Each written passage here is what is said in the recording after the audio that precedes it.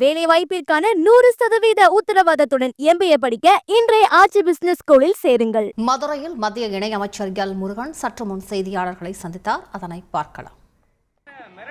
இங்க பாருங்க, நான் நேற்றைக்கு கல்வித்துறை அமைச்சர் மரியாதைக்குரிய திரு தர்மேந்திர பிரதான்ஜி அவர்கள் ஒரு மிக முக்கியமான நேற்றைக்கு விளக்கத்தையும் சொல்லியிருக்கிறார்கள். இந்த விளக்கம் என்னன்னா, PM ஸ்ரீல நீங்க அந்த சில எந்த திட்டமாக இருந்தாலும் ஒவ்வொரு திட்டத்திற்கும் நிதி ஒதுக்கும் போது சில கண்டிஷன்ஸ் இருக்கும்.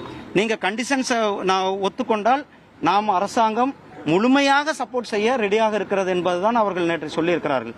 அதனால ஒரு நிதிக்கு எதுக்கான நிதி கொடுக்கிறார்களோ அதுக்கு சில கண்டிஷன்ஸ் இருக்கும். அந்த கண்டிஷனை நாங்கள் ஒத்துக்கொள்ள மாட்டோம், ஆனால் நிதி மட்டும் வேணும் என்பது நம்மளுடைய மாண்புமிகு அமைச்சருடைய நேற்றைக்கு விளக்கம் என்னன்னா, நீங்க கண்டிஷன் நாங்கள் முழுமையாக எல்லா வகையிலும் நாம சப்போர்ட் பண்ணுவோம்னு தான் சொல்லியிருக்கிறார்கள்.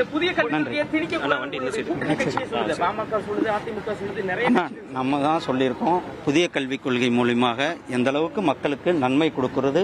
தாய்மொழி ஊக்குவிக்கின்ற கல்வி, நான் என்னுடைய குழந்தைகளை அல்லது ஆரம்ப கல்வியில தாய்மொழி ஊக்குவிக்கின்ற கல்வியை எதற்காக எதிர்க்க வேண்டும்? வேலைவாய்ப்பிற்கான 100% உத்தரவாதத்துடன் MBA படிக்க இன்றைய ஆட்சி பிசினஸ் ஸ்கூலில் சேருங்கள்.